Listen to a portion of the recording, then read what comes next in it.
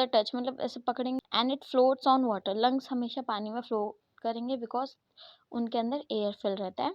In still born calf lung tissue is solid and does not float on water.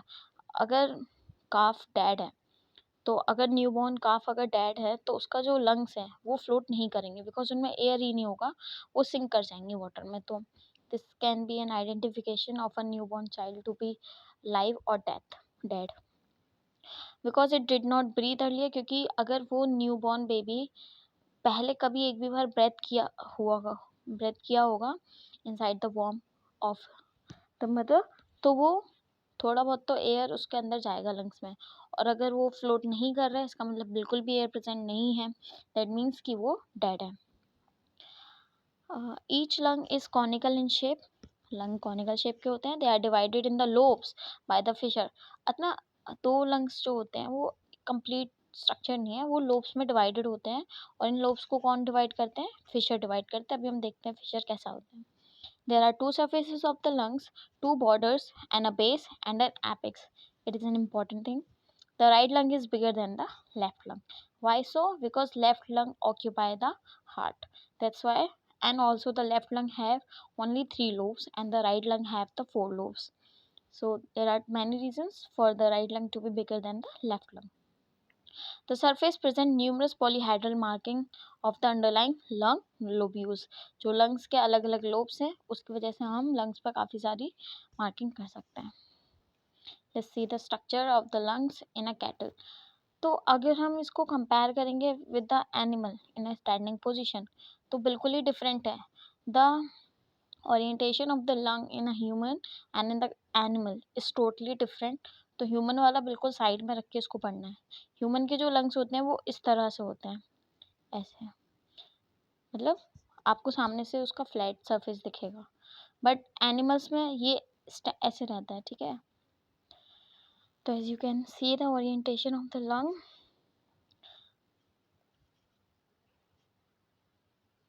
और ये जो आपको ऐसे दिख रहा है ये हमको वेंट्रल व्यू दिख रहा है. काउ का वेंट्रल व्यू मतलब आपने नीचे से देखा है. तो अभी इसमें कंफ्यूजन क्रिएट नहीं करनी है. मैं जैसे जैसे बताते जाती हूँ वैसे वैसे समझना. ठीक है. तो ये डायग्राम क्लियर हो गया ना. ओरिएंटेशन क्लियर रखना. अभी इसकी डिटेल में चलते हैं. This paragraph I guess it's very much clear. Now let's move to the. इस डायग्राम में आप देख सकते हो ये हाइलम एरिया है, ये ट्रैकिया है, ये कुछ लोब्स हैं इसकी लाइक एपिकल लोब. ठीक है. कार्डियक लोब, इंटरमीडिएट लोब और it is also called the accessory lobe and diaphragmatic lobe. ये सब अभी हम डिटेल में पढ़ेंगे. So this is the orientation of the lung in cattle. ठीक है. This is the dorsolateral view of the lung of the ox. Now let's move to the next paragraph. The borders of the lungs.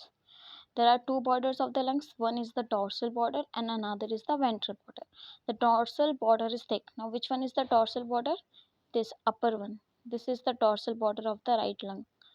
ठीक है. And this one is the ventral border because ये animal के नीचे की side है. Like you can see here. This is the ventral border and this one is the ventral. This one is ventral and this one is dorsal border. Clear है? Now as we can see here in this diagram, the dorsal border is thick and it is rounded here. It is related to the proximal ends of the rib. यहाँ पर क्या होगा? Rib का attachment होगा. See here. देखो ऊपर वाले part में क्या होंगे? रिब्स का प्रॉक्सिमल एंड होगा. यहाँ पे थोरेसिक वर्टिब्री जाएगी यहाँ से. ठीक है. तो जो डोर्सल बॉर्डर होगा वो क्लोज होगा किसके? Proximal ends of the rib. ठीक है. और जो वेंट्रल बॉर्डर है आपको दिख रहा है काफ़ी इरेगुलर है. ये यहाँ पे क्या है? ये रेगुलर है सरफेस इसकी, लेकिन यहाँ पर दिख रहा है साफ साफ ये इरेगुलर बॉर्डर है because there are many lobes present here. The ventral border is irregular and it is thin and shorter than the dorsal border. तो now you have cleared the difference between the dorsal and the ventral border. The dorsal border is round and thick and regular. Instead, the ventral border is irregular. It is thin and shorter than the dorsal border. Now, both the lungs present a cardiac notch here. The space here, this space is called the cardiac notch. The cardiac notch is present in both the lungs, the left lung and the right lung. This is the left lung, and this is the cardiac notch of the left lung, and this one is the right lung, and this one is the cardiac notch of the right lung. As we can see here, the cardiac notch of the left lung is bigger than the cardiac notch of the right lung. ये इसका है और ये है. अब देखो ये ना एल शेप का है, दिख रहा है आपको? ये ऐसे, ये एल शेप का है.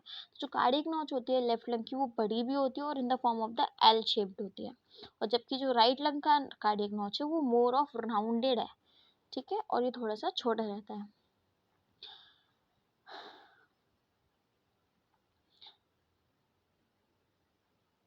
This is the cardiac notch here. This one is the cardiac notch. Let's move to the next points. The cardiac notch in the left lung is bigger and in the form of the L shape due to the absence of the parenchyma at the notches. Notches is a space, तो वहाँ पर कोई भी parenchyma present नहीं होता है. Portion of the lateral wall of the heart as well as the pericardium is related directly to the corresponding thoracic wall. जो lateral walls होती हैं हार्ट की वो क्या करेगी, पेरिकार्डियम जो है हार्ट का outermost wall is the pericardium, और तो वो क्या होता है डायरेक्टली थोरेसिक वॉल से अटैचमेंट यहाँ पर शो करेगा, ठीक है, क्योंकि वहाँ पे पेरेन्काइमा नहीं है. Now the base of the lung is, let me show you in the diagram here. So this is the base of the lung, this one, this is the base of the right lung. The base is concave, तो ऐसे दिख रहा है ना, concave सा, concave है. The base is concave and it is molded on the thoracic surface of the diaphragm. देखो ये डायफ्राम है, यहाँ पर ये डायफ्राम होगा, इधर डायफ्राम के ऊपर लंग पूरा का पूरा ना मोल्डेड है. मोल्डेड का मतलब समझते हो, जैसे उसकी शेप के ही अकॉर्डिंग लंग्स का जो बेस है ना वो डायफ्राम के अकॉर्डिंग शेप लिया हुआ है. तो डायफ्राम यहाँ पे कॉन्वेक्स होगा, तो लंग का जो बेस है वो उसके अंदर मोल्डेड है पूरा, ठीक है, उसी के अकॉर्डिंग उसने अपनी शेप ढाल लिया है. Next, the base is concave and is molded on the thoracic surface of the diaphragm. The base of the right lung is more concave due to the placement of the liver at the other side of the diaphragm. अब जो right का जो देखो इसमें diagram से सारा clear हो जाएगा. This one is the right base. The base of the right lung is more concave. ये यहाँ पर concavity ज़्यादा आपको दिखेगी क्योंकि जो हमारा liver है because due to the placement of the liver at the other side of the diaphragm. Right side पर liver होगा अपना, ठीक है, तो उसकी वजह से होता है. This surface is oval in outline, ये आउटलाइन यहाँ पर आपको ओवल दिखेगी, ठीक है, बॉर्डर की आउटलाइन ओवल दिखेगी and it is bounded by the basal border. Basal border है ये, समझ में आ गया. So we have discuss about the introduction of the lungs and the borders of the lungs and the base of the lung. Now we are discussing the apex of the lung in this video, and other part we will discuss in the another video. Now the apex of the lung. The apex of the each lung is placed within the capilla pleura. So pleura has been given names according to the positions. तो जो ऊपर वाला pleura है उसका नाम हमने कैपिला pleura रखा है, वहाँ पर एपेक्स प्रेजेंट होता है हार्ट लंग्स का. See here, this is the base and this one is the apex. See in this diagram. So this part is the apex, ठीक है. The apex of the left lung is much more or less pointed. Left lung का जो apex है this one, ये क्या है, मोर और less pointed है, ठीक है.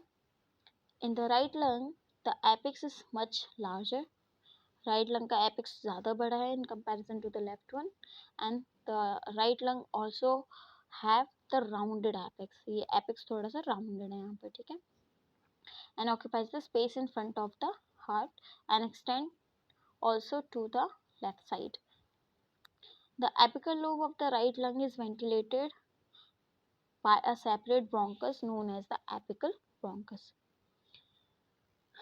तो जो apical lobe है, ये apical lobe है यहाँ पर देखो, the apical lobe of right lung, तो ये right lung है और right lung का apical lobe इस डायग्राम में नहीं है, नेक्स्ट डायग्राम में दिखाते हैं. This one is the apical lobe of the right lung. The apical lobe of the right lung is ventilated by a separate bronchus known as the apical bronchus. तो यहाँ पर ना एक अलग ही bronchus आती है. This is the apical bronchus. ठीक है। तो इधर जो एयर सप्लाई होनी है एपिकल लोब में वो एक अलग ही ब्रोंकस से होती है, that bronchus is called the apical bronchus. You have to remember this can be N OT.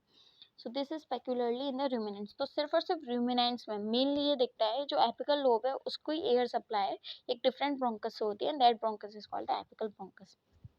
We will discuss the surfaces, lobes and the structure of the lungs in the next video. Thank you.